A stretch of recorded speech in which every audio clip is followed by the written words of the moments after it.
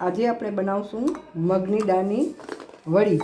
તો એક વાટકી આ મગની દાળ લીધી છે, એને રગડી અને ધોઈ અને પોણી કલાક માટે આપણે પલાળીને રાખી દઈશું। કલાક થઈ ગઈ છે, મગની દાળ બરાબર પલળી ગઈ છે। તો એને આપણે આ મસાલાનું જે નાનું મિક્સરનું જાર હોય એમાં એડ કરશું બરાબર। અને સાવ રગડા જેવી નથી બનાવવાની, છૂટી છૂટી એવી ક્રશ કરી લેવાની છે। આપણે આ મિક્સરમાં પીસી લઈએ, એ તમને બતાવું કેવી રીતે પીસવાની। બરાબર આવી રીતે આવી રીતે આમ કરી લેવાની। હવે આપણે આ જોઈએ, આપણે આમ આ જો આ ઉપરની આમ આવી રીતે આને પાછું આમ નીચેનું ઉપર નીચે આવી રીતે કરી ને આવી રીતે પ્લસ મોડમાં ફેરવી લેવાનું। આવી રીતે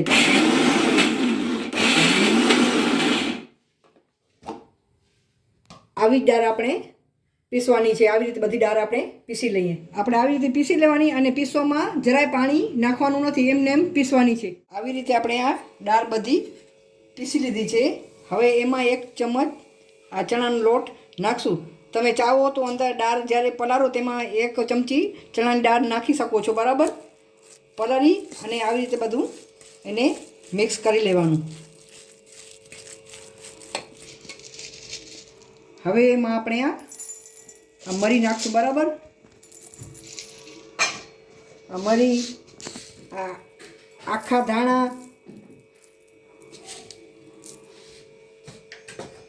આ જીરું,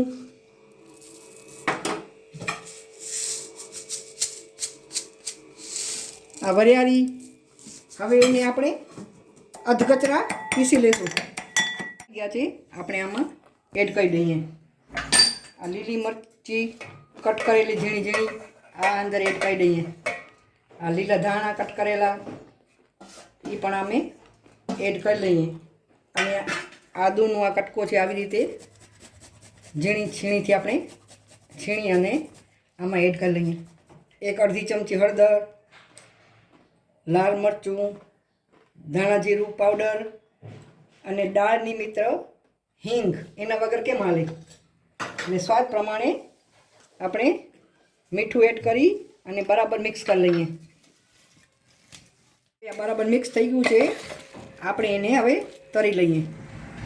હવે આપણે તેલ ગરમ કરવા મૂક્યું છે। આવી રીતે વાટકામાં આમ પાણી લેવાનું ને આમ આંગળી પાણી અંગૂઠો અને આંગળી પાણીવાળી કરી લેવાની ને આ સાઈડમાંથી આવી રીતે આમ લેવાનું। આમ નાની નાની જ વડી બનાવવાની, મોટી બહુ નહીં બનાવવાની। નાની બનાવશો એટલે મસ્ત મજાની ક્રિસ્પી થશે। અને મીડિયમ તાપે તરવાનું બરાબર, ફૂલ તાપ નહીં રાખવાનું।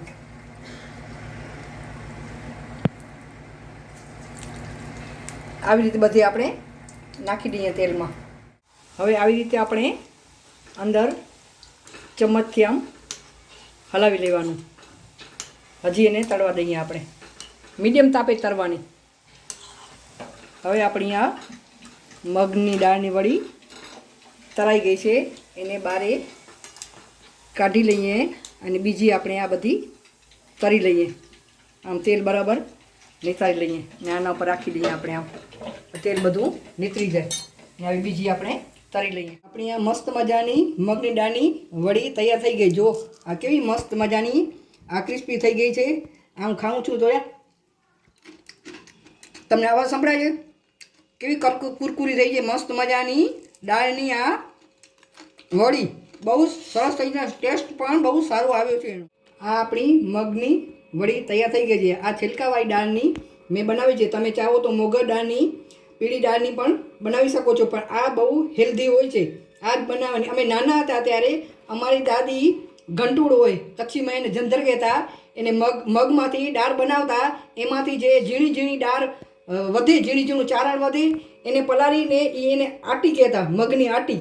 એના મારી દાદી અમને આ વડા બનાવી દેતા। તો એની પાસેથી હું આ શીખી છું દાદીમાં છે। એમાં થોડું ઘણું નવું ટ્રાય કરીને મેં આ બનાવી છે દાળની વડી। ટેસ્ટમાં પણ આ બેસ્ટ દાળની વડી છે। આ ડાયાબિટીસવાળા પણ આને એન્જોય કરી શકે છે ને ખાઈ શકે છે। બહુ સરસ મજાના દાળની વડી। આ તમે ગરમા ગરમ પણ ખાઈ શકો છો અને ઠંડા પણ ખાઈ શકો છો। ઠંડા પણ બહુ સરસ લાગે છે। આ મારી રેસીપી તમને કેવી લાગી કોમેન્ટમાં જણાવજો. તમને મારા વિડીયો ગમે તો લાઈક અને શેર કરજો.